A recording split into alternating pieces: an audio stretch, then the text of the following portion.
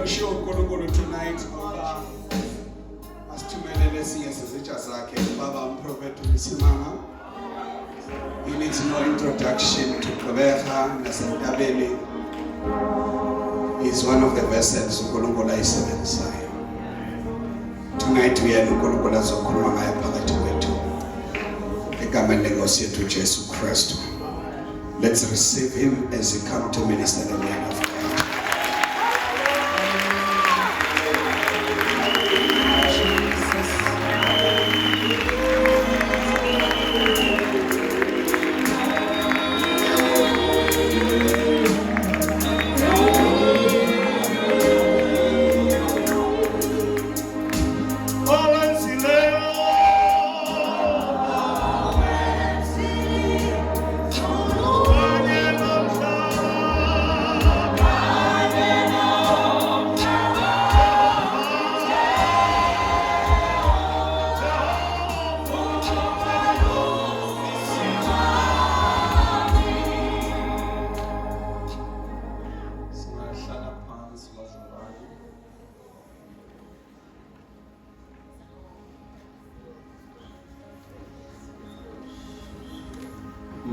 Ngithathele ithuba ngenhlonipho ngihloniphe usisi uBuli umphathi walombono osiqoqelela namhlanje sibonge for your obedience to the Lord. Sikholwa sazi futhi kunomvuzo omkhulu. To the team that is working with you, the fundiso babalile abaphethe lombono abagijima ngabo sibonga kakhulu cabanga you saw it fit that we become part of this. Ubaba sokhelo wangifondele shoot nanzo inkonzo kanje ngamchazela ukuthi i-challenge yami I am at the Northern Zululand le Ntuba une-conference yase-AEC mangibuya khona we have inkonzo esontweni savumelana ukuthi ngeke ngize. I think uBuli wacabanga wase etshela uvakalisa ukuthi akufonela this time. Uvakalisa uhlakaniphile-ke nayenza ucela into eserious akabe sathi dad vele athi Thabuzolo. Lo Thabuzolo uyenhlizweni straight. Ngiwathi Thabuzolo ngathi hey Jesus. Hey my God ngizonqaba kanjani manje seshaya isithazi lesikhulu sasekhaya. And then I said, sisi vele ngikwazi wathi ngiyacela Thabuzolo. Eish. Hayi ngathula ngathi awuvale iqiniso besikhuluma. Engabona akusekho voice into sefangisi. So and then definitely I came njengoba ngikhona siyabonga kakhulu sisibuli. We pray for the blessing of the Lord upon your life. Ngifuna ngihloniphe abefundisi besixeko. Some I know, some I do not know, the bishops of the area. We want to respect you. Definitely ayikho into enje sifike naso izocindezela kulokho kade nivese inkusho. Ayikho into enje nengcono kathi. We just came ukuthi sizobatshela labendhlaleni batshela ukuthi niqinisile lokho nisuke inkusho. Siyabonga kakhulu. Ngihloniphe ubaba uSokhelo nethimba lonke ahamba nalo nomama wakhe abantwana babo with their commitment to the work of the ministry. Siyabonga kakhulu baba Sokhele and also in particular umkhulu ubaba uZwane siyamhlonipha naye. The reason why ngibingelela ngaqedwe ukuthi ngiyasheshisa mangishumayela intshumayelo isheshe iphele ayiyazi uhlanganise lokubingelela intshumayelo bese uthi hayi please ushaya 30 minutes ubani cha 30 minutes uthathile kanti uyokhelela lokho strategy. Praise the Lord. Phakathi kwethu khona my biological brother Msimanga, unkosikazi wakhe, unkosikazi wasekhaya nomakhulu, the firstborn yabo, no, not the firstborn, the secondborn, yeah, firstborn is here. Umndeni wasekhaya ukhona. Mangifika la ngithi mina hayi kwenzeke kanjani ngize ngifike la ngareport ukuthi ngiyeza. So ke sengitexta lo mfana wasekhaya ngithi uphubafu uthi hayi la, because I thought I would have an excuse ngithi hayi vese usezilandi. Wabe wathi ula ngathi ngitshela ukuthi nami ngilanda ngathi kanjani ngithola.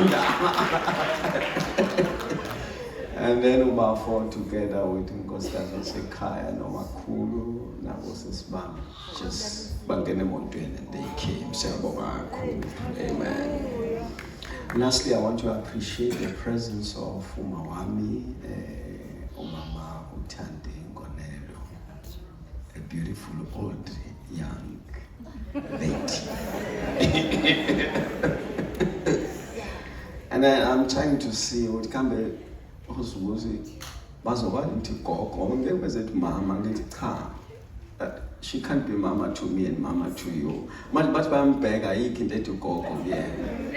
Thank you so very much. We always meet at the airport in Giyale.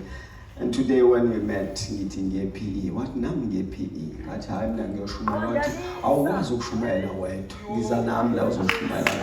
Thank you, Mark. Thank you so very much. Thank you so very much. We respect her and love her so very much. Amen. Bazalubami, let me just throw these few statements, then go to the text. I always make it a point that before I preach, I put you somewhere. The statement is this: the church has emphasized worship and neglected life. Mampinde thina focus yethu yokushumela nokufundisa sikulungiselela ukukhonzayo ukuphila bese kwenza ukuthi ukhonze kahle uphile kabi, because the primary objective ukuthi ekugcineni uphathe mic.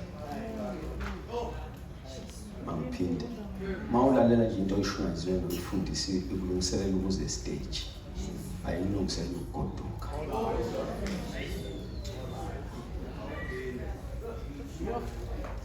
Yonke into ozwa makuthiwa usibambana ukhulile ubephethe mic, because we measure ukukhula komuntu ngestage.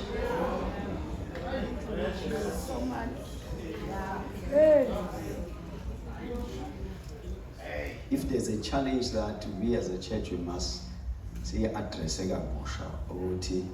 the purpose of our fellowship must equip you to go out and live. Yes, sir. I'm saying ecaweni fanele wonke umuntu athi kodwa lizophuma nesonto, because I want to apply this. Khona umama ongayilindanga intshumayelo yaJesu iphele.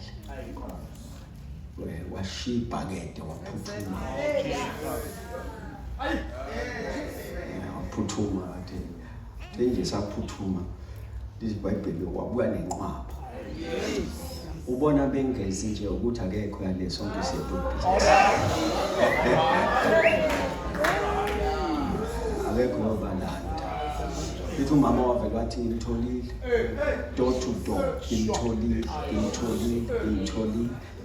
umtshele konke. Kwathiwa simlandele. They followed the woman, bafika kuJesu. Kuzwakala sekusho bona bathi sizwile ngaloma. Kodwa nawe njengoba sesizwa ngawo sokukhulu kakhulu. How I wish we could be equipped to go out and live. Ngoba ngeke sibange manje. Uma sibanga imic nje, sibanga ikhundla, sibanga yonke, sonke sifuna ukuza ngala. Akekho ukufuna ukubuya nabanye.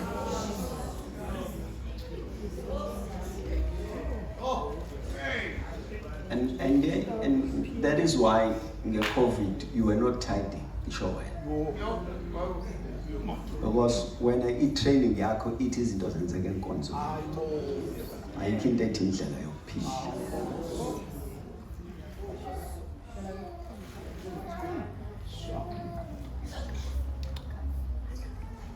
Amen.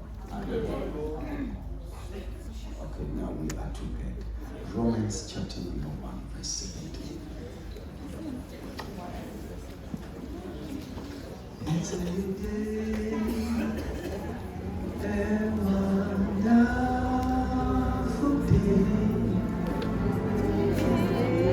This world is a blessing.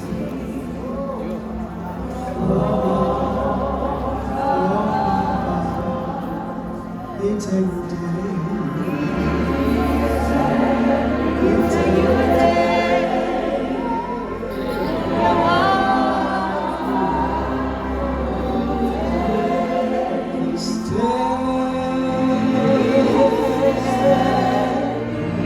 It's a blessing from above. I trust in all that my soul praise your name forever.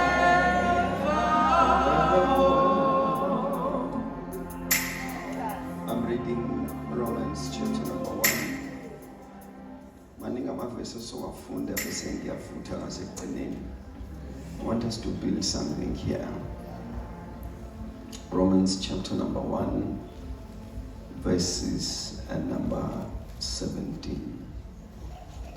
Ivesi sizongena ngalo nje. Sizosiyofika la mqondo siye khona.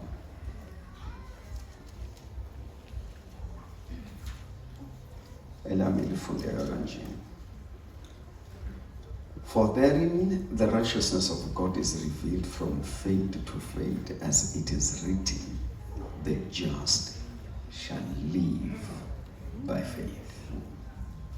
Ukhona phethe lesixhosa namasiqhubeke. Sacela ophethe lesixhosa eze engasempopeni. Where is the other mic here? So that we can work on that one. Kuba ngazo kutyhilwa ubulungisa bukaThixo. Kuphuma elukholweni use elukholweni. Njengokuba kubhaliwe kwathiwa, olilungisa ke uyakudla ubomi ngokholo. Ngiyacela baba uze ngaphambili uzohlala somewhere ngoba maningi amavesi ozowafunda. I trust in thee, lover of my soul. I praise your name forever.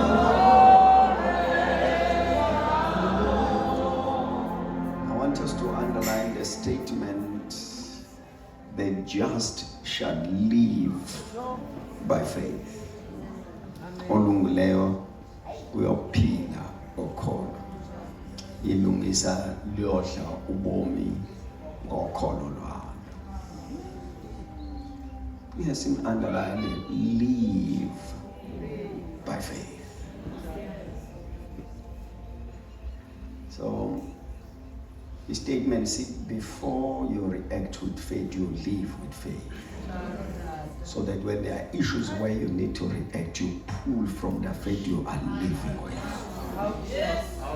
Spendula ngokholo esiphila kulo, source. Ikhona bazalwane? Yes, sir. It's about source. The just shall live. So faith is a lifestyle. It's a way of life. And in this life, this is where you draw your identity. Amen. Ngizimise namhlanje baba Sokhela ungasheshi ngiqeda ukushumela ngazi noma uyakuvumela yini. Let's work on this thing. The just shall live by faith. So faith is a lifestyle, and out of it you get your identity. Amen. So, hey Lord, kuthiwa ke olungileyo uyophila ngokukholwa. And when you look to the statement there, asifaki icondition yokuphila ngokukholwa, except that you are the just, therefore you must live by faith. Kuthiwa mawufuna ukwazi ukuthi yini kufanele ngiphile ngokukholwa ingoba ngiyilungisa.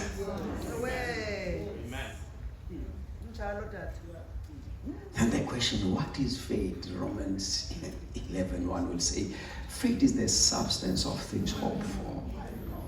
It is what you are before you are. Amen. This is a more yini ukholo ilokho ongabi ikona oyikona ukuze ube ikona. Because ukholo gives you that identity.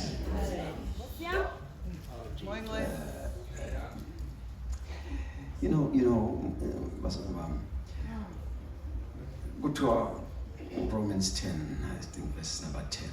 Umuntu uyakholwa ngenhliziyo bese kuthiwa ulungile. Bese avume ngomlomo asindise. I want you to look at the statement. It says, make wakholwa kuthiwa uselungile. Ake sithathe okholwa edakiwe. Utshwala usanuka bona. Nengqondo ayakabi suka. Kodwa ngoba usesuke wakholwa bese kuthiwa ulungile.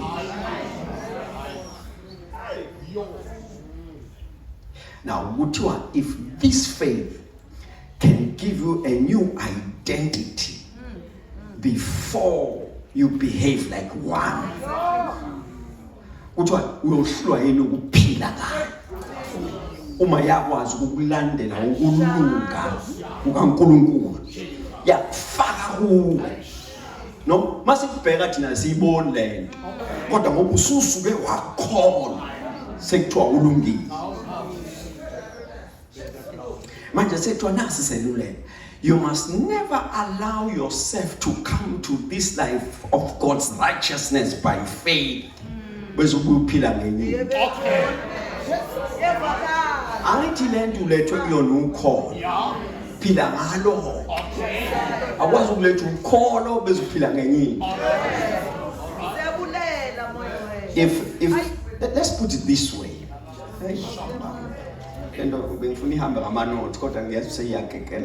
Let's put it this way. It is by faith that you can boldly say you are born again. But you cannot point and define the event. When I was putting ngelanga waphakamisa isandla wazalwa kabusha. But the event, you cannot give us details of it. But unesiqiniseko sokuzalwa kabusha. Ukholo lukubambele lento. Let's take it fair. Njengoba nje wazinika la Jesu sawutshela sathi igama lakho libhalwe encwadini yokuphila. And sakunikeza i-reference ye-revelation ukubhaliwe ukuthi unencwadi ekubhala. Awukazi ulibone igama libhaliwe but unesiqiniseko. Ukholo luthi igama lami khona noma akazi. Ngizwe ngoJesu John 11 uthi okukholwa yimi noma efa uyophila.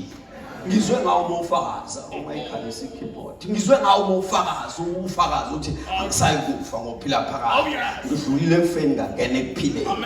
And awunasiqiniseko salento. Uyenzeke kanjani? Ukholo got hold of eternity and gave you the assurance of it. Ungathiwa khona umuntu onesiqiniseko sengunaphakade wena kodwa bengunaphakade awukazi ukholo luhambe lalibamba lathi likhona khona ungakazi ulibona. That's what faith has done. Uthi ungalokholo lukwazi ukubambela ingunaphakade liyawuhlwa yini ukuphilisa. Just shall live by faith. Hallelujah. Be the glory to God. usho ukuthi ke kuloyo olungileyo faith is not optional. All right. And they are tethered. I'm saying kuloyo olungileyo faith is not optional. You must be in faith. Awungeni uphuma uphila khona. Masikhuluma ngokholo akusiyona into ongena kuyona ngoba sowubhekene nemeko ngoba sowunyakaziswe izinto sogijinyiswa ongendawo bese ucabanga ukholo. No, you are in faith in the absence of the challenge. Abikhona into ekukhulisayo kodwa usokholo yena. Ingakabe khona ekhalisayo kodwa usokholo yena because it is a lifestyle, not a reactional tool. Feel I've come to preach. Jesus. That's what we call faith. So even means should not substitute faith. Can I talk to you? I'm saying even means should not substitute faith. Noma ungaba nakho konke okudingwa impilo. Ungacabanga ukuthi sekuthatha indawo yokukholwa. Ukholo kuyodinga lube ngaphezulu kwemali, lube ngaphezulu kwemoto, lube ngaphezulu komuzi, lube ngaphezulu kwamabhizinisi, lube ngaphezulu komsebenzi, because all means has limitations. The challenge with means they have limitations. You go and check the life of the Israelites when they left Egypt. In the wilderness kwaphela ukudla amandla okuthenga akhona kodwa isitolo asikho. Because imali isebenza makuvulwe isitolo make savalwa ayisasebenza. Never think that means substitute faith. With all means faith must be above because it is a lifestyle, not a reactional tool. Yeke lento yakho yokungena uphuma okholweni akusile ukholo lento yakho ukuthuka mangene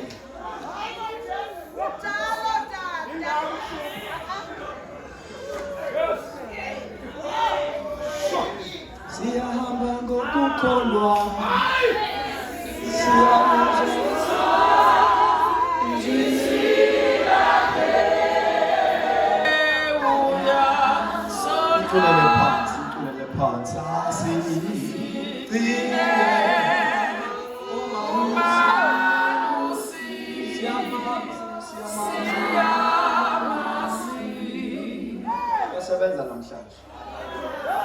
faith is a lifestyle.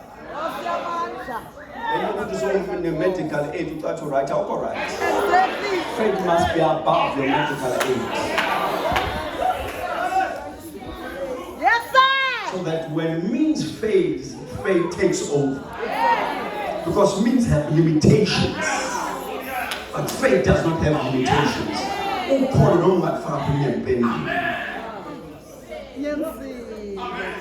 The just shall live by faith. Therefore, faith is a lifestyle. And then let's move to the next verse. I'm born your this. Then you say,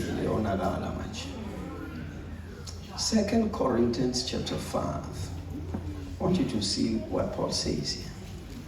Just Lento. Sivuselele Nkosi Jesu. Sivuselele.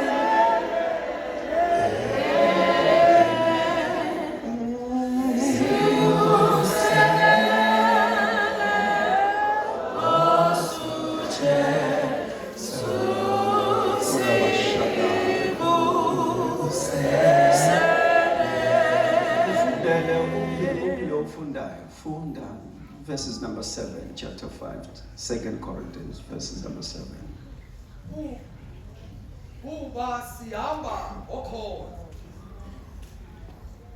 Asihambi ngokubona. Now the statement Mozo Tatanje usizo nesixhosa ungathi sho ukuhamba yabo 5 10 15 20 ungano see when you Living Translation I want you to pick it up. It says, for we live by faith, not by sight. So loyal walk is not literally walking, but it is life that we live. Kuthiwa kuba asihambi ngokubona kodwa ngokholo. The statement does not deny that there are things that we see. No. The statement that says we are not denying what we see, but what we see is not our conclusion. We measure it against faith, and then we choose the side of faith.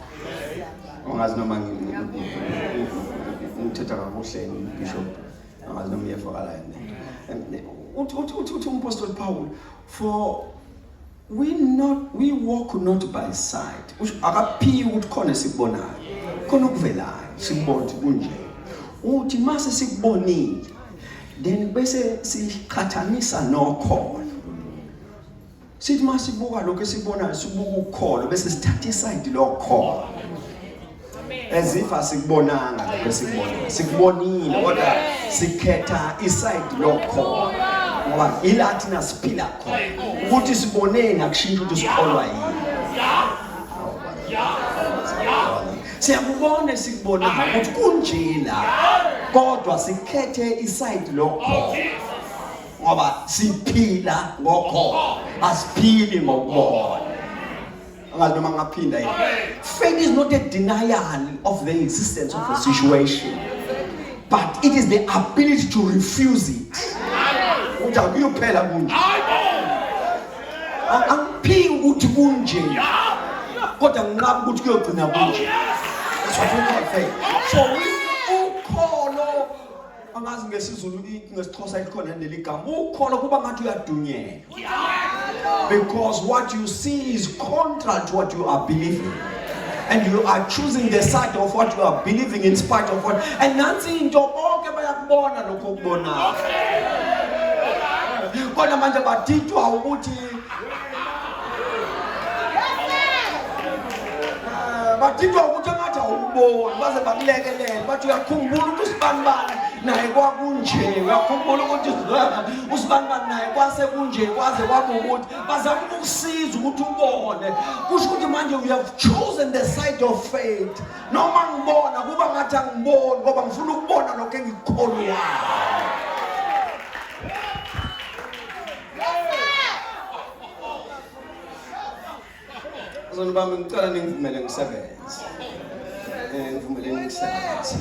So this the statement then to us was on Romans 1 they put faith to us as our lifestyle and also faith to us as our terrain of operation. Ngizawuphinda bathi lento yokholo ithina impilo yethu futhi ke uma kuthiwa siyanyakaza kulona futhi asibambe ukholo ukuze sibizwe ngamakholo bese kufanele sinyakaze bese sifune enye into. Ngizawuphinda kokugcina sithi ngoba sithatha identity yokuthi siyamakhola sibizwe ngamakholo sicula isikholo sithandaza isikholo sidansa isikholo bese siphumile sekufanele si-address the issues of life bese sifuna enye into kuthiwa siqhubeka kule kade siyenza. It's who we are and it is how we function. Yes, sir.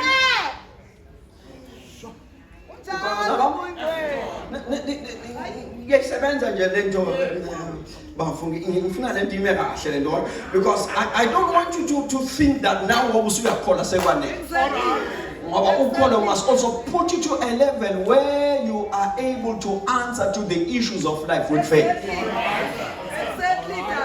Because I said ukolo ngoba ngizwa ngokolo. Ukolo ngoba ngisebenza ukolo. All right. It's who we are inside. It's how we operate. Ukhona ubaba ozoba isibonelo esihlo ngoba ngifuna lento ungalahleki kakhulu.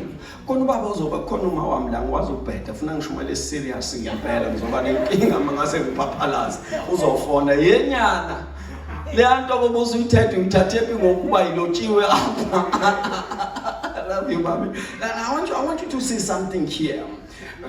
Ufika ubaba nengane ingane yafa unika abafundi bayenza niyazi le deliverance niya specialize ngayo still care behind the blue cast come uthi nafazo bani vela aphi nifaka navela aphi umuphi umfule naphona abafundi bahluleka ukukhipha idimoni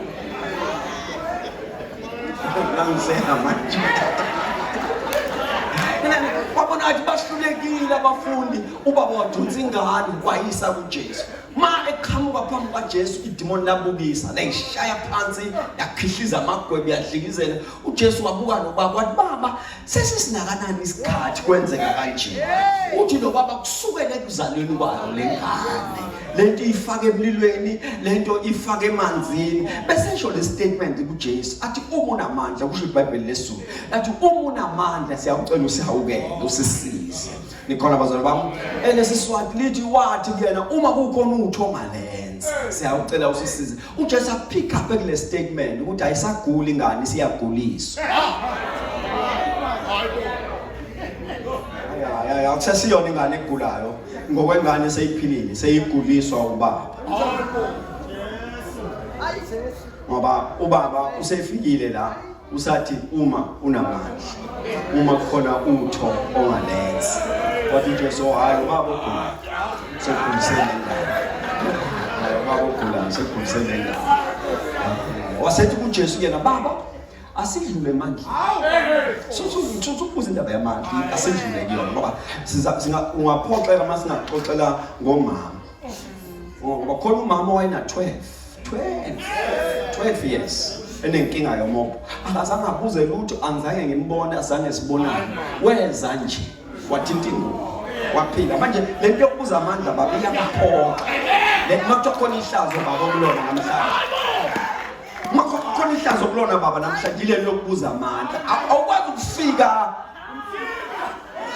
uphinde ubuza amandla awukwazi ukufika uphinde ubuza amandla sethi okay sizawulungisa lento sawulungisa baba ake ngichazele amandla wabuza ukhipha ukho ubuza amandla uthi kulo baba uma baba ukholwa all things are possible uJesu ngicela ukuchazela baba ukuthi kwenzakalani la you come with faith then faith will tell if there's power or not all right ngaphinda ukugcina uthi lo baba uthi uJesu lo baba uma ukholwa all things are possible and lo baba wasizwa le statement the statement is serious wakhala isho njalo incwadi engcwele wakhala wasephendula wathi I believe lo baba ngiyakholwa bese ethi mayiqeda ukusho bese ethi siza ungakholwa kwakho. Now I want you to look to the statement here. Uthi lo baba ngiyakholwa uthi lo baba mawukhuluma ngamakholwa ngiphakathi mawukhuluma ngeidentity yakho yimi lo but mawukhuluma ngemphumela yokholwa angisekho because the issue here akusikonto uyikholwa imba isekuthane lento yokholwa ingakusebenzela na angayiphinda uthi lento baba into efuna siyilungise nawo uyikholwa impela kodwa lento yakho yokholwa ayikwazi ukukuphendulela emekweni yempilo hence lo baba ethi siza ungakholwa kwakho. Listen to the statement. When faith cannot give result, it's not faith. It's high expectation. You were motivated.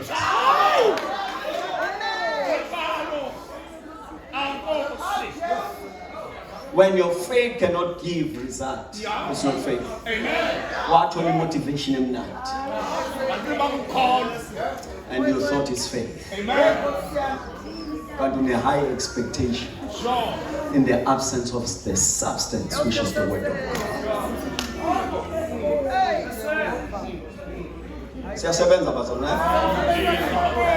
Sikuwe ukuthi akhula ngikwazi ukudlala unyaka uyaphela.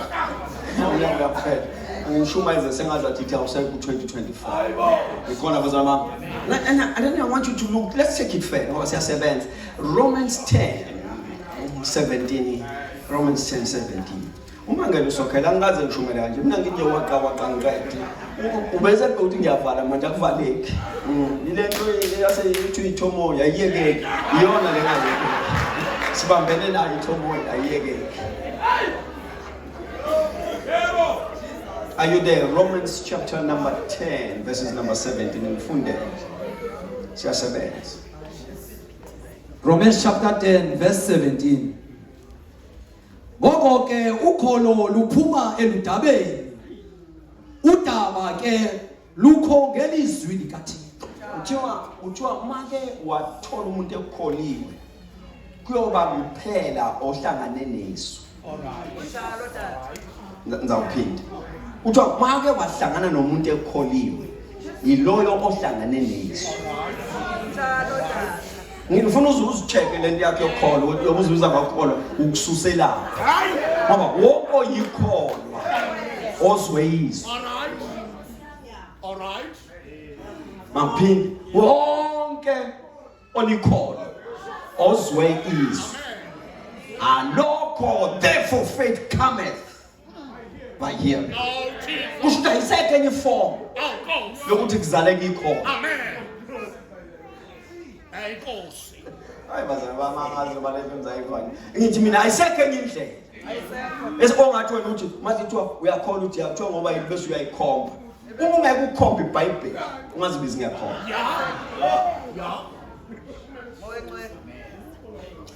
You know, wasesikhathi uyafika la unenkinga sikuthandaza uzilunga.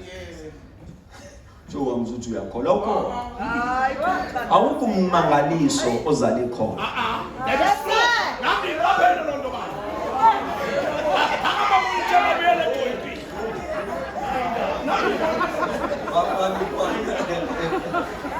Ebazali bami sesifumona ngicela akekho alikho ikholo elizala umangaliso.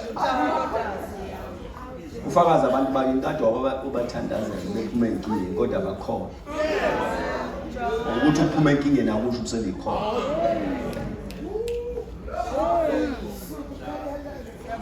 No. Ayingeni ngibona bekhona amatende. Uzwa abagulayo bathandazela. Sebeyakhona?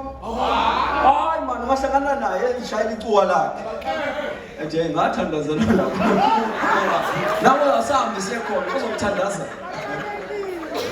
A believer is the product of the word.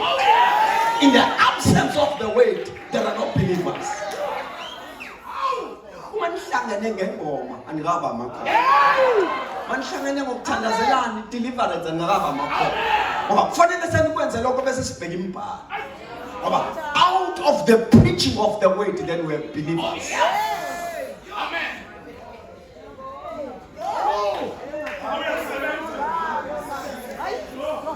Oh, bazalwane. Tina special Tina's Buddha. Tina's Buddha. You know, the enemy deceives us. And hence, when we leave the church, we become failures outside. Because what shall arm us to deal with issues outside? He didn't leave.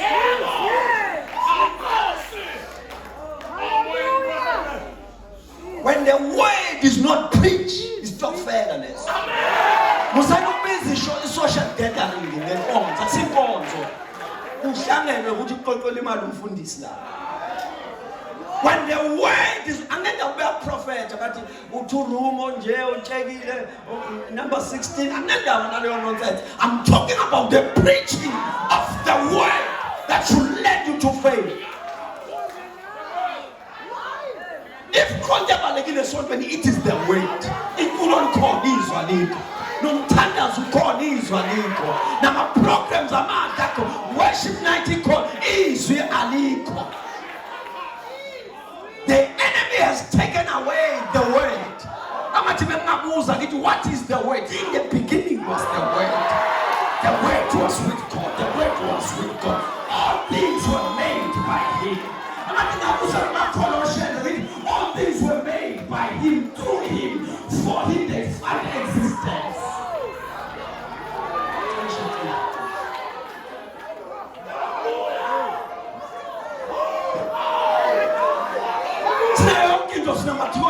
Sinabapostoli abakhulu nabancane, sinabaprofethi abakhulu nabancane, kodwa sidatekelwe yisu.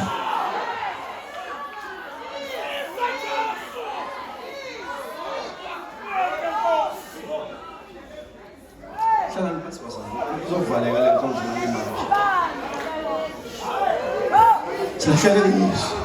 Hence ke baphuma bevutha baduke emnyama. Hayi mangabe ucathi into ngizakutshela nje ngalona nisonta nawe seyisangoma manje. Asingayilutho asikhulume ngalona nisonta naye iworship oseyisangoma manje. Ngoba ingoma yayimnandi kodwa izwi lingekho.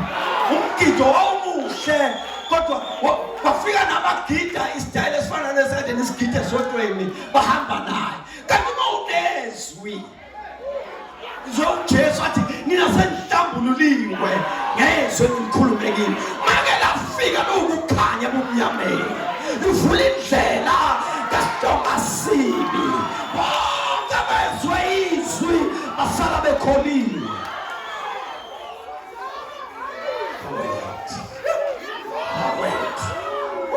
This way ama-Hebrews athi he sustained the universe.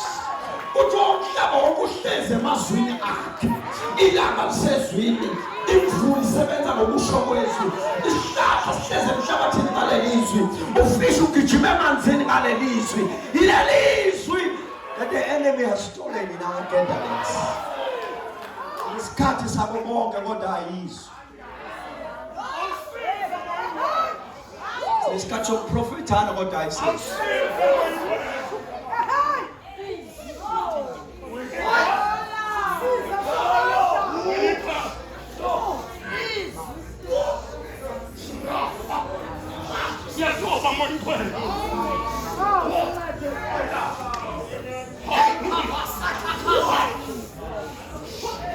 Hallelujah.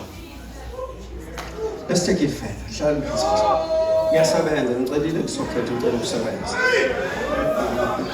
I'm working on this. I told another one, we were arguing with the prophet. Asithi mina akaze ngibizwe izinamba ngathi yazi uyangehlisa. Wangehlisa kakhulu ukuthi ungangisa kwi-level yokubiza inamba, ama-cellphone, ama-ID number, ama-addresses. Ngathi uyangehlisa inkulu yakho engenzayo. You go and check the text. iBhayibheli lizothi ibandla lakhiwe phezu kwedoctrine. Bese libala abantu ababili phezu kwesifundiso sabapostoli nabaprofeti. I specialize on the issue of doctrine. Ayezinamba. Ufuna inamba yakubathandaza uyeke mina. The missing thing is the word. Now when you go and check the text in the book of Mark, uJesu wenzile imangaliso lapha. Ngenza uyibona uJesu wenzile umangaliso lana wayela amadimoni aphuma. And statement esikhulunywa abaFarisi lapha abapriest bathi, what doctrine is this? Sifundiso sini lesi ukuthi lo baba lo unegunya kulesifundiso sokukhipha amadimoni. So the statement there says uma kukhona imove kaNkulunkulu ufuna intoliwe ngesifundiso ayingenezo. All right. Afuna sintoliwe ngokusizakala kwabantu ngoba nangaphandle bayasizakala. Oh, bebetheni nina bebethe baphila lapha baphila la ngaphandle. So when we do not put the text libe clear sithi nanti izwi kaNkulunkulu masingayibeki imbhalo icacise in the house of the Lord abantu bayoduka kalula bayoduka bephethe iBhayibheli. Faith cometh by hearing and hearing the word. So ukukholwa kuza ngokuzwa amazwi. Please let's take the meetings on sure I'm attacking or don't be offended. If faith is able to bring me to salvation and make me to be a child of God, for me to live, then I will need faith. Uma songinikeza amanzi ususukholwa.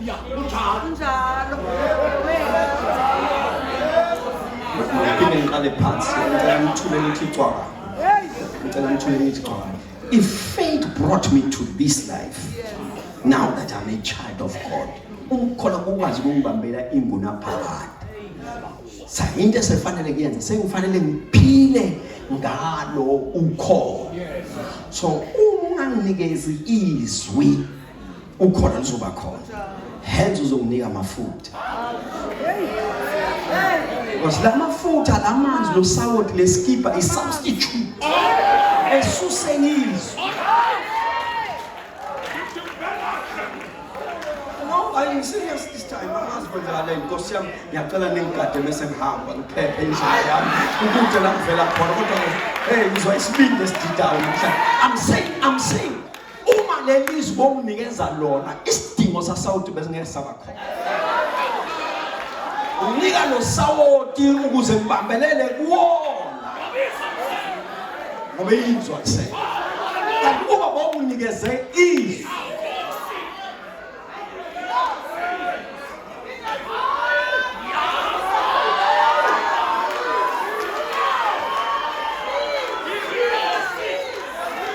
ubanje bomunikeze izwi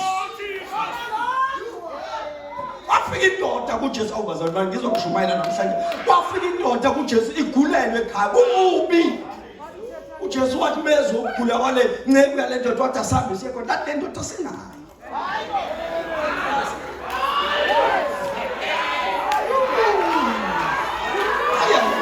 ingoma zasezulwini engizizwayo la ndoda sinayo ekhaya wathi uJesu kanjani wathi I come from an authority la ngivela khona akudingi ngibe khona yonke indawo ngiyakwazi ukuthi ngithumele izwi bese liba ubukhona bami my absentia they execute according to the word.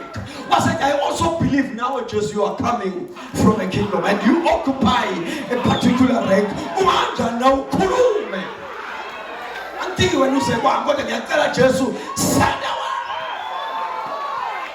mamemezele namhlanje mawuphuma lelizwi uyofika ekhaya mawuphuma lelizwi uyofika e-office mawuphuma lelizwi uyofika epulpit la wakho mawuphuma lelizwi lihlele bamagebhukeni Nkosi noyanyaniso azana baba ngicela ngihlale phansi baba ngazi ukuzokwenza Usize moyo. Usize moyo.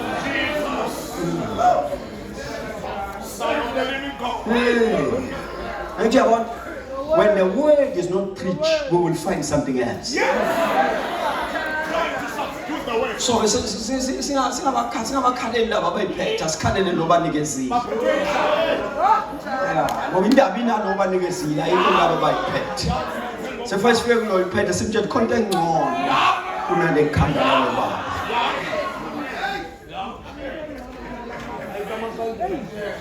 So first simchaza ethi hayi man yazi gogo kunento engcono nakusawuthi. Into soyenza nje gogo sizakunikeza izwi. See, we want to give you something to test. Let us work for us. Le Bible makafika abathi ma disciples bezothandaza lapha eThempelini bafika kule ndoda iyakhokozela ayikhokoza ngoba iyazi bonke abangene la khona bayibeka kwafika abangaphethe konke nasini bathi sokunika lokho esinayo oshana asoba athayi but no yazi baba hayi bonke bakunika abanako nathi sicela ukunika esinayo and lokho sinako kuhlukile ngoba kuzokudischarge here.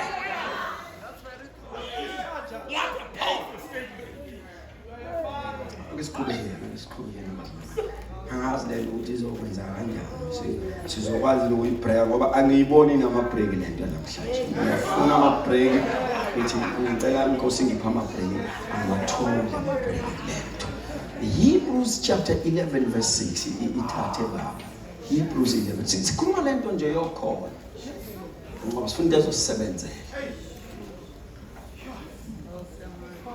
ke lungekho ukholo akunabakho ukumkholisa kakuhle kuba lowo uzayo kuThixo umelwe ukukholwa ukuba ukho nokuba ungumvuzi wabo bamfunayo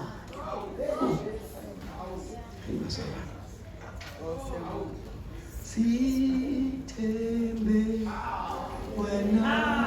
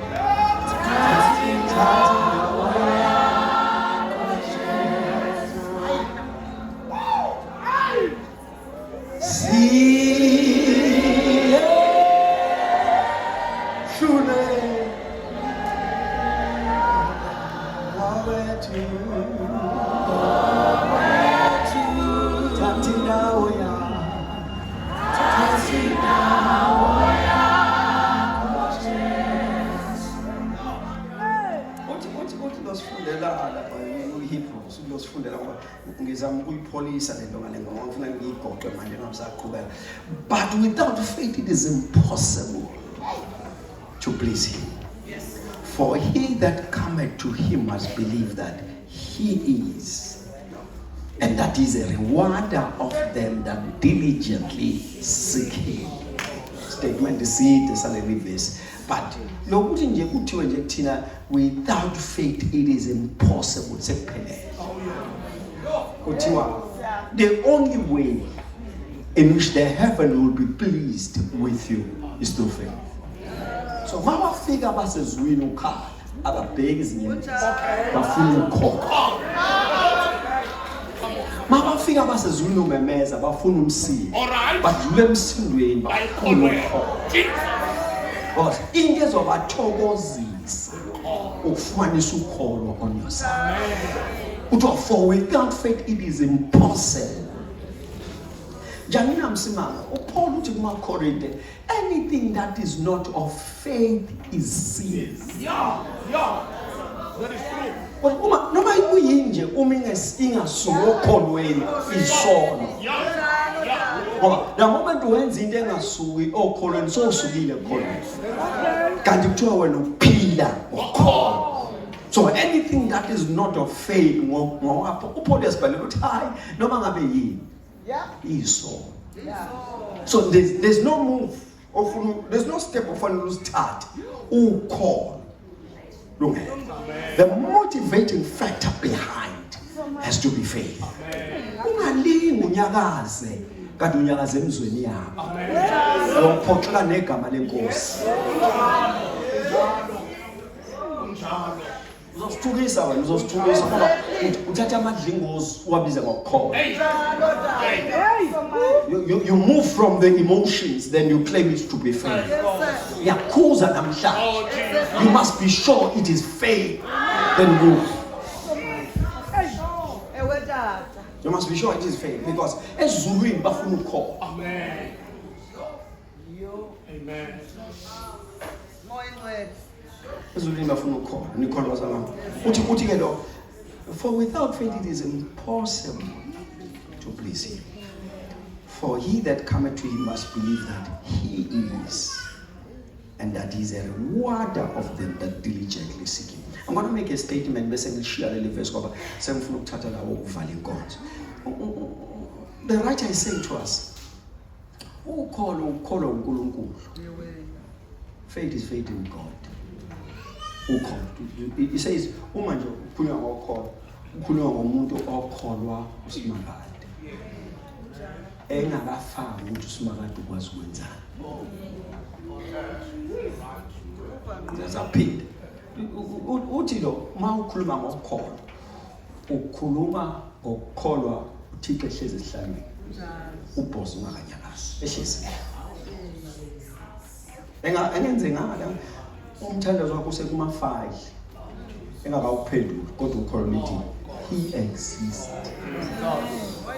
Uthiwa ukholo ukuthi yonke into imphike ukholo lomvumo. Uyabheka i-account iyamphika, i-fridge liyamphika, imoto idliwe, umuzi nawo ungasudliwe because ukholo ukuthi he exists.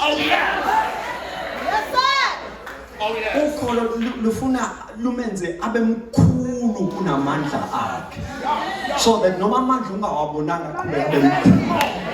That's what we call faith. Let me simplify the thing bazalwane bami wenze kusambe kahle. uJesu ubonisa isihlahla. You remember the fig tree? They cast it, withered away. Peter is saying, Master, behold the tree that we have cast. It has withered away from the roots. Ubamangele at this manifested power. Because akukho emvelweni ye fig tree ukuthi ngabuna over a night. So babona ummangaliso, babona amandla, abonisa isihlahla. And Jesus needed to respond to their statement. Maybe to behold, beggar, isihlahla sibonile. uJesu wangabuka isihlahla wabuka bona. He says to them, have faith in God. babone amandla. Uthi uJesu mkhulu angazi isizulu sizozizwa.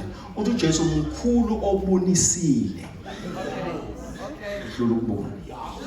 Because nina ngibona ihlahla sibunile angithi niyama ihlahla sibune it has withered away from si umsuke empandeni yazi yankulu into yenzekile ukuthi ningasithwa umangaliso ukubona uNkulunkulu ngoba mkhulu udlula lo mangalisa wenza mkhulu umangaliso omkhulu wona kodwa uNkulunkulu mkhulu ngaphezulu kwakho lokuphila kwakho kukhulu kona kodwa ke uThixo mkhulu udlula lokuphila kwakho le deliverance oyitholile le promotion oyitholile le moto oyitholile inkulu into yokucelebrate kodwa uThixo is not confirmed ukuthi wenzeni akusho ukuthi usengako. I'm going to repeat that one. Ukuthi wenzeni akusho ukuthi usenganga leyo nto mkhulu.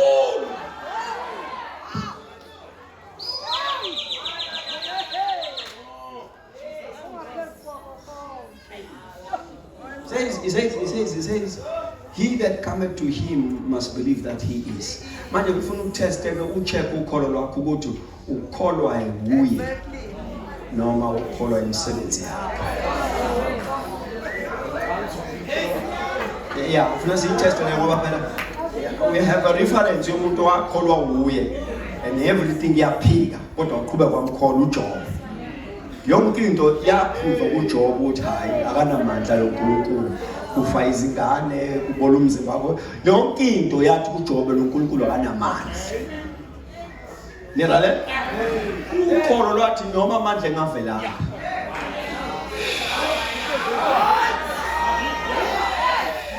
ngiyancenga namhlanje yeke lento yokufuna amandla uzoduka futhi into ezokwenzakalela yeke lonto ufuna umekuyena engaphendulanga nomengathula akushintshi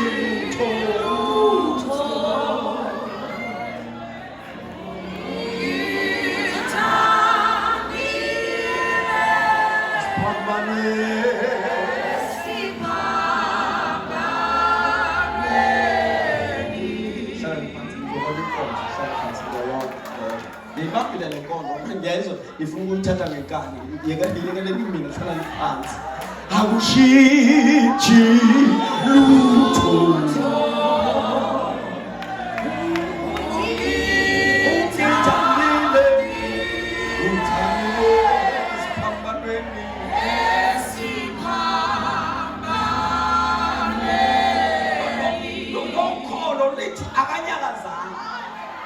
akavela bengimlinda vele la wangavela bengimlinda uthanyakazela wanganyakazi bese ngizibuza ukuthi ngizothini kunje bese ngithi khona uxhala belibanzi oh shawethu ukuphi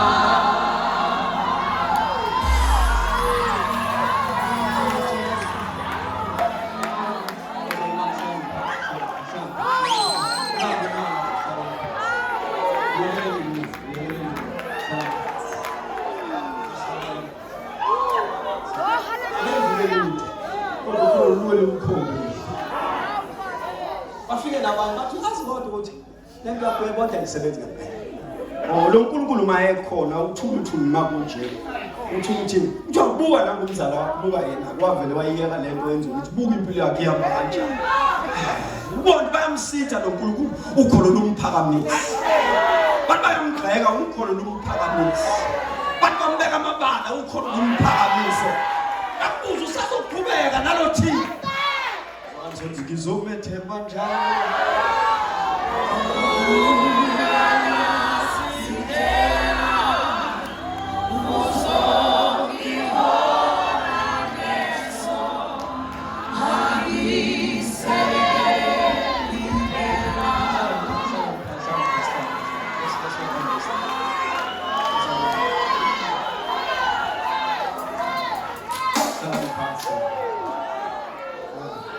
amavesi asekhona ngizosebenza ngihlala phansi kwasekhona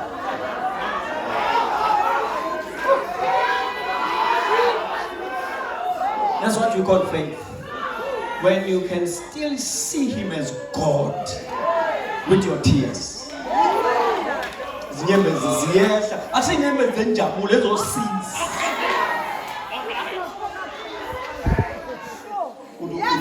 Wavula amehlo inkopho zibambe konyembezini ubone yona. Akhomba yonke into abayikhombayo ukhona ukuthi kodwa uhleze esihlabeni.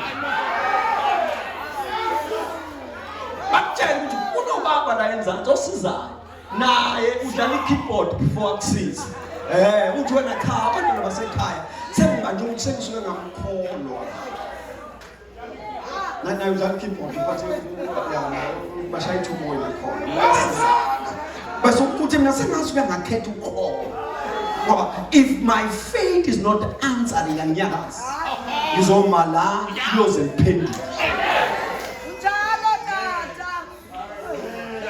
Mazibizi ngekholwa abantu ne-alternative. Njoya. Sengishaywa nonwani manje. Mazibizi ngekholwa. Kanti kunento oquphe ngayo. Ngizomthanda zobonga ngizoshona. Yebo usuzibala nathi. Yes, sir. Bala nathi.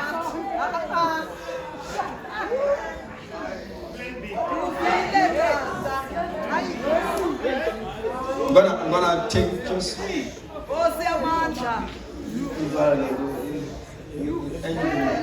Japhana ngiyosho smile manje ngiyeza ukuthi ngiyalimala emoyeni. Hlala phansi ngivala ngitshumayo. Inhliziyo yami ayisekho manje seyibhekele kusmile.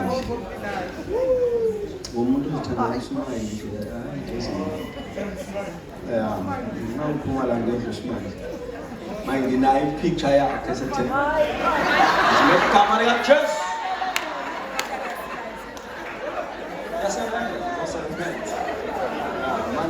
Nibanga noSmile, nina ngala uSmile, nina ngala uSmile. Ngivala. Ngithi ngijomile abantu bekhamisa ngithi awakhamisa uSmile. Ngizikhiqiza ngiyathintela.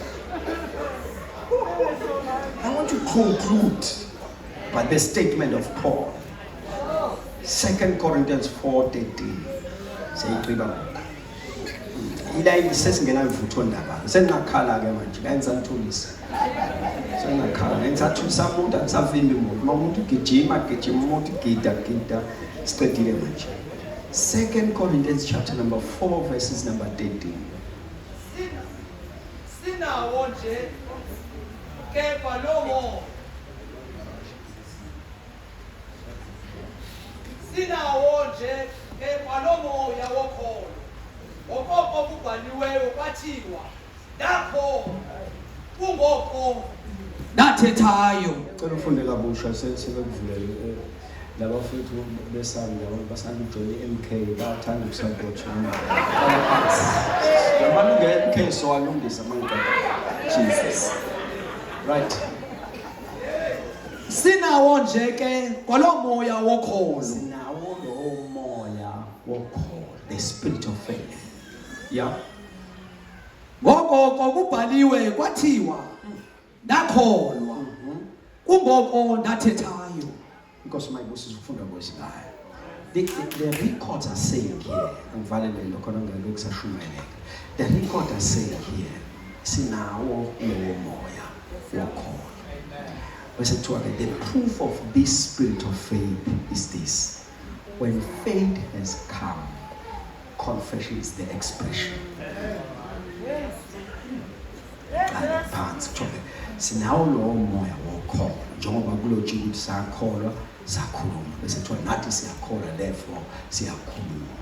Kuthiwa siyawubona kanjani ukuthi the spirit of faith has come. Siyawubona with confession. Ukholo uyakhulumisa. Mawubona umuntu ethulile ukwazi ukuthi ukhona likafiki. Ngoba i-confession ima between what you are believing and manifestation. I-confession ithatha lokho osunako ngokukholwa ikukhiphele ngaphandle ukuze kube yinto. All right. Ikhona zama?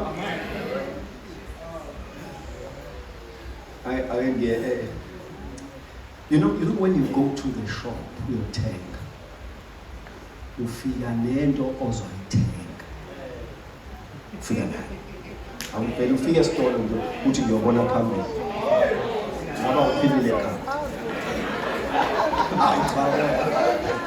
Whosoever goes to noma ngabe uzothenga igrosa enamathula u68 yonke lento engithuli ufike nayo.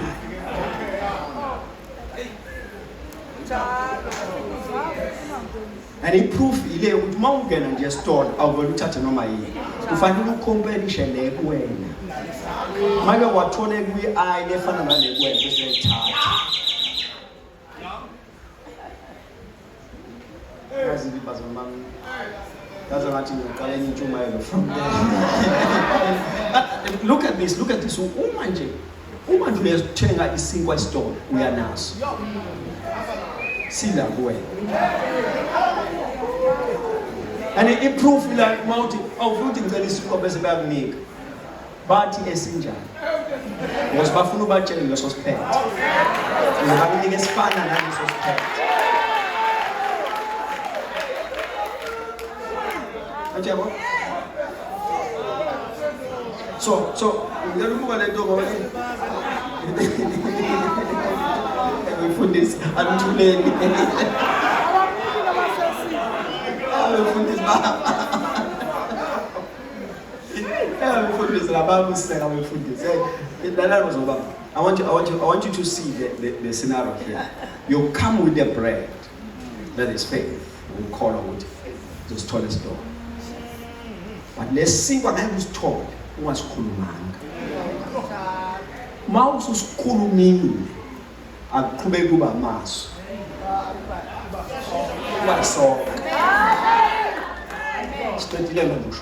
I'm saying ufika naso isinkwa kodwa abasikadeli ngani uyasikhipha ngamazwi because the mazwi are your expectation. The mazwi, it is that what you want to have in your head. Manje kuthiwa sinawo lo moya wokukholwa ukuthi make sakholwa siyakhuluma. So akekho ufuna bheke into esandleni engazange wayikhuluma ngomlomo. Yonke ezohlala esandleni is connected to your confession.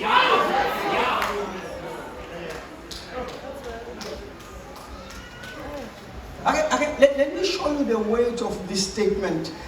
It's a confession. In the book of Numbers, I think chapter number 20, Moses, hamba uye etsheni idwala. Lidwala leli lishayile lapho amanzi. Hamba uye edwaleni. Mawufika kuleli dwala, ungamsalishaya. Fika edwaleni ukhulume kulo ukuthi alikhipha amanzi. I want you to confess. Uthi dwala khipha amanzi. So, le statement esithi idwala alikhipha amanzi asisuki kuMoses. Sisuka kuNkulunkulu usinika uMoses. So that uMoses ukuyena ozosikhuluma. Nayizwa yona. So ke uma sifika kuMoses, uMoses ufuna akholwe ukuthi make wakhuluma kuzoba njalo. So simasifika le statement kanti uMoses ukholo luncane. Wasisuppressa ngokuthatha induku. Washaya idwala kodwa manje uNkulunkulu wambiza Moses awusondela. There is a dimension that I wanted to push you into. Yokuthi ubeke izinsebenzo, ubeke phansi induku. Ngizawuphinda. Bengifuna Moses ubeke izinsebenzo phansi. Bengifuna Moses ubeke izinsebenzo phansi. Yonke le mangaliso angiyiphiki yenzeke ngale nsebenzo. Kodwa we have come to a season Moses. Beka insebenzo phansi. Bese uthatha la mazwi from my mouth. Wathatha ngokholwa bese wakhuluma. No, Moses failed to do that. I want you to see something here. You know the whole story. Bebanga nje i-confession. Anjeba? Tukulukulu yisho lo wangasho wathi asihlukana. Because lento yokusho beyizoba ukho. So sengiyabona Moses awukho. Mina I thought you are called kanti induka kuwena.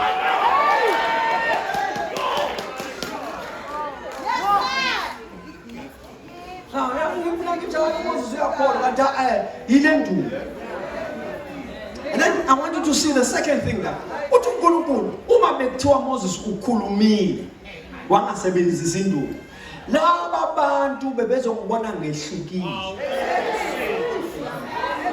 uthi uma izwi lingakhiphisa amanzi edwaleni laba bantu bebezokubona ngehlukile ngoba le nduku sebeyayazi bayibona eEgypt ilahlwa phansi kwavela ezinye induku zalahlwa phansi kwayizinyoka zonke sebeya le nduku bangayi-average lezinye izinduku kodwa leyo kukhuluma leyo ukuthi uthathe izwi lami linjengoba linjalo uliphonse kuleli dwala beyohamba bethi asiyekeni induku asikhulume ngezwi lami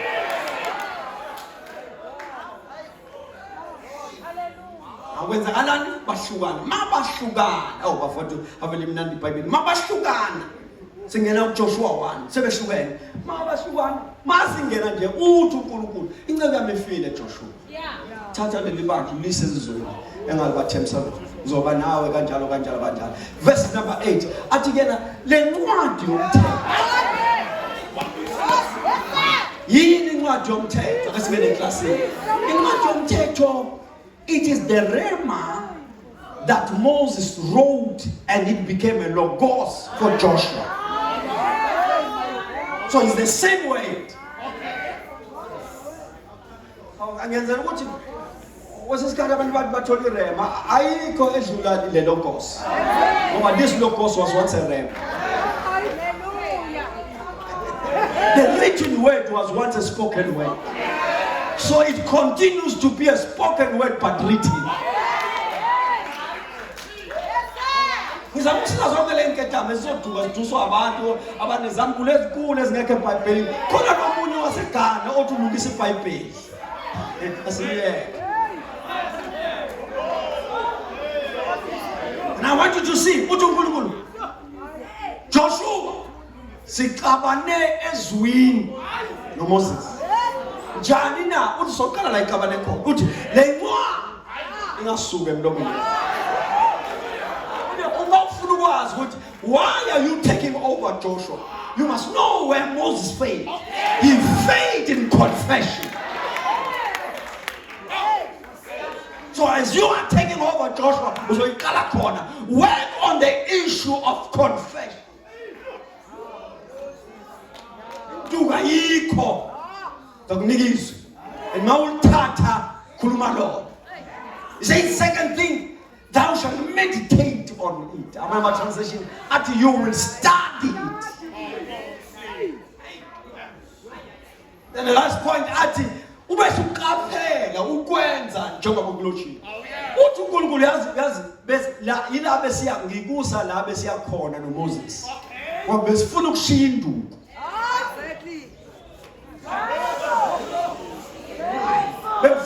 Bengifuna ukumsusa endukwini uMose ngimbeke emazwini akhulume wona azindle ngawo enze wona.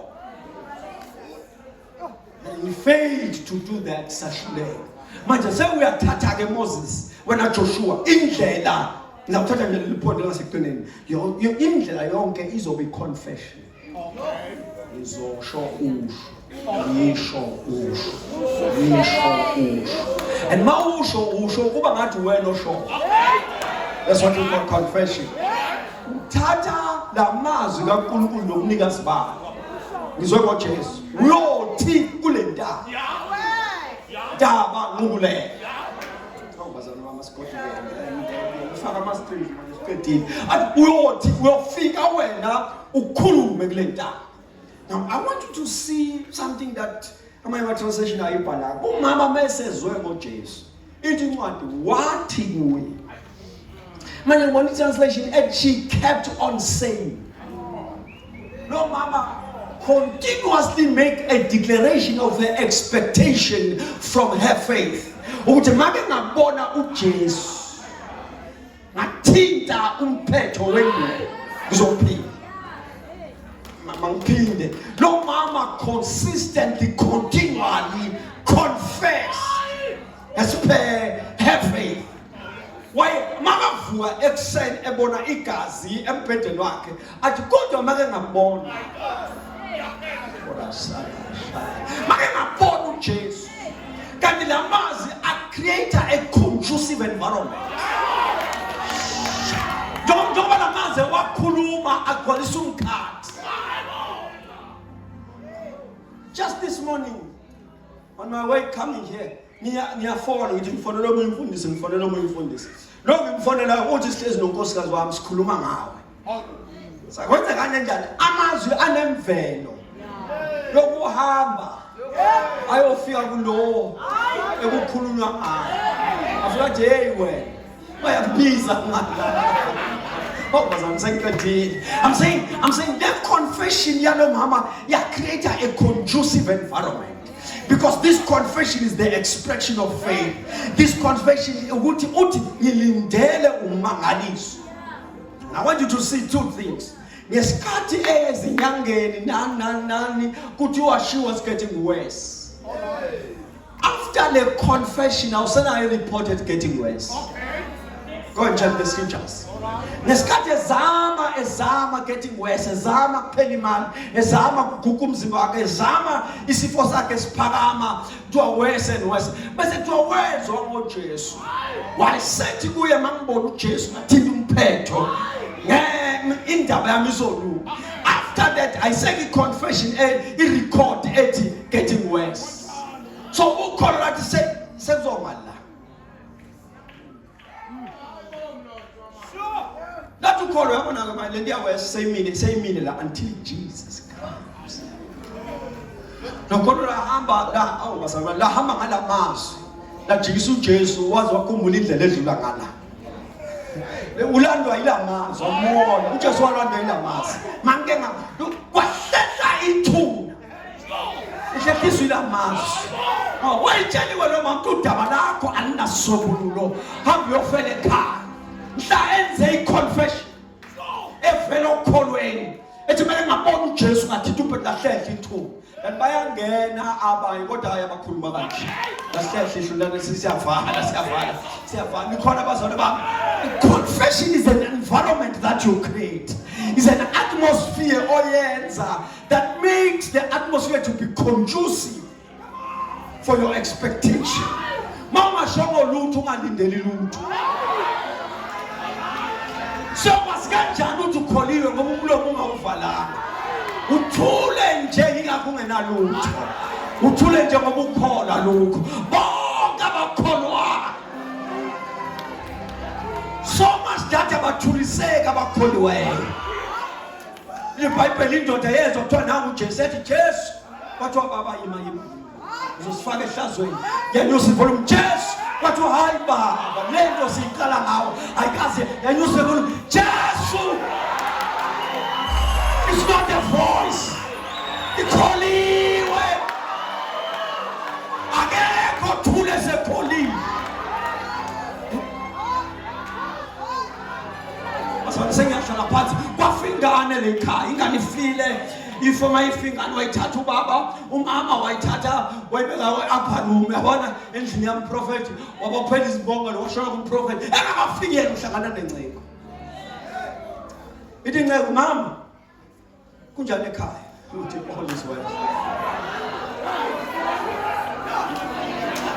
Hayi uthi all is well wathi umprofeti akukho wena phinde move. Mama, uba right. Mama, all is well. Hayi man, hayi right ngathi umprofeti phinda. Go well. Manje ingane njani ile file ke? Ingane njani? Wathi mama all is well. Faith has a tendency of putting you ahead of manifestation. Mama, what all is well. Akukho well. Kodwa umama what all is well. Because lathi ukholo sokhuluma la sifuna ukuzibona khona. Ngizawuphinda ngocina lathi ukholo sizokhuluma la sifuna ukuzibona khona. So mangibheka lekhaya all is well. Nale ndodana nayo all is well. Beligceke all is well. The expectation yami all is well. Akunayo into ethi angubona umngcwabo lekhaya lokhona lo mama lathi umngcwabo angibona ibhokisi eliphuma la angibona ithuna ngenza thono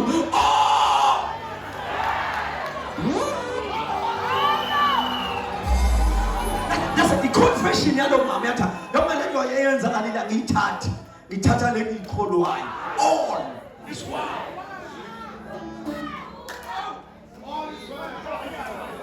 Confession. The power of confession.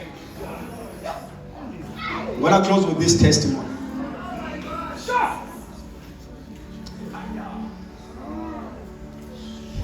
Just not very long ago, we went to lay to rest our beloved father, Baba Ungonelo. Simile la egcekeni kuzophuma iHES. iHES bafaka ugiya 1 iyanqaba, bafaka ugiya 2 ivele iskate mase izophuma idudulu ekhaya. Siyabuzana sidudule senze njani lutho uphuma iHES. And then my mother came out. She's in front seat. Baphuma iHES basikhuluma namasonto. What you cooperate now? Sure. But la kulele umzimba womgcotshwa wakho.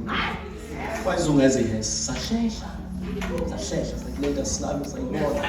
Wathi uyokuthi wena solo lelivumelana naleli ngani nivumelane naleli siyaphuma manje siye enkonzweni umgcotshwa lona siyaphuma lento lombukiso asudingi. Wabuya ngaphakathi driver siphuma yaphuma ngathi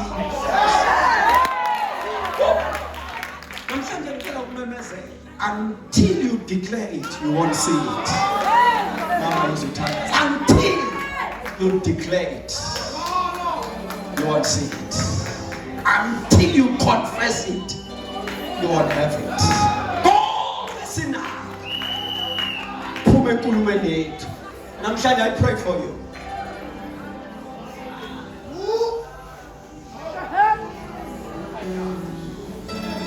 Komnyaka okufakwa komkani ukusiya yayibona inkosi ihleli ethuneni ende ephakamileyo amasondo engubo zayo eziholayo agcwalise itempeli kumise laphi ngaphezu kwayo ileyo inamaphiko amathandathu kamabili imfihla ubuso bayo kamabili imfihla inyawo zayo kamabili iphaphazela ileyo idanduluka kuleyo isithi uyingcwele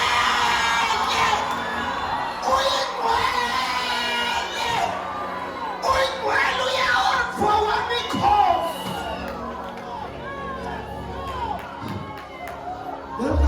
yayihlabathi nemfaliselo yami yalimiwela namahlali kulo ngokuba yena wayisenga phansi kwemondle wayisithisa phansi kwamilapho kuba yena ungabhekentanga shawafakwala kwafaka simsula nhliziyo inyulu angawuphakamiseli nkwahlakala umphefumulo wakhe ongafundiyo ngenkohliso sisoke eso isizukulwana sabamncameleyo sababufunayo ubuso wakho Thixo kayakho phakamiseni nkabazelo masana angene lapho mkani wasuka kubalina lapho mkani wasuka uyavuka mkani wasuka kubalina lapho mkani wasuka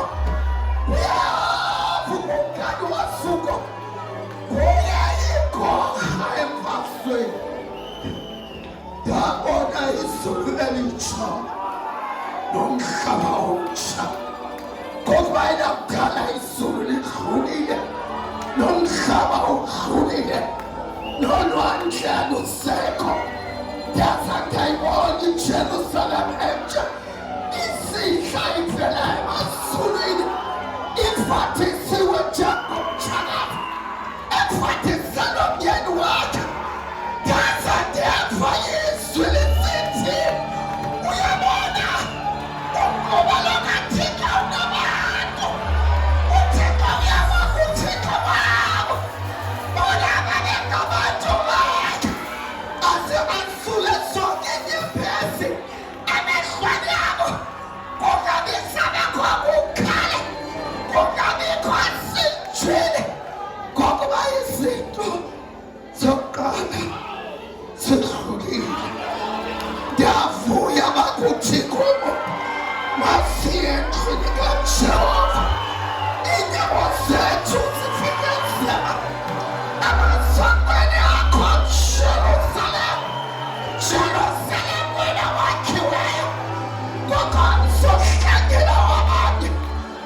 Masinyuka siyakhona isizwe. Isizwe somsikadavide. Celelani Jerusalem khona. Mababe nokukhulumanga bakuthandayo. Mayibele uxolo esimondeni sakho. Esimhaqileni. NguThixo mhlewe. Thixo mleyo. You are never explained to us, but you are revealed to us. Thank you for your revelation tonight. Thank you that we come here in this place, deliberately, oh God, and yet we go back home. We go full of faith in the name of Jesus. We thank you for your servant. Thank you, Spirit of the living God. When the put to Satan, one kulisa, yet it's not snow. Over the fucking action of my hands. Take away Tolu. We bless your name tonight. We glorify your name tonight. You are worthy of praise. We finally beg. Yamgalo Tumo, Osoko, Ubogagamisha, Yamgala Tikowe Tolumai, Omakwela Oko Fela God, Yakama Nikachesu. We bless you and we worship you. We thank you and we give you all the glory and the honor. In Jesus' name we pray. Thank you, Lord. In the name of Jesus. Hallelujah.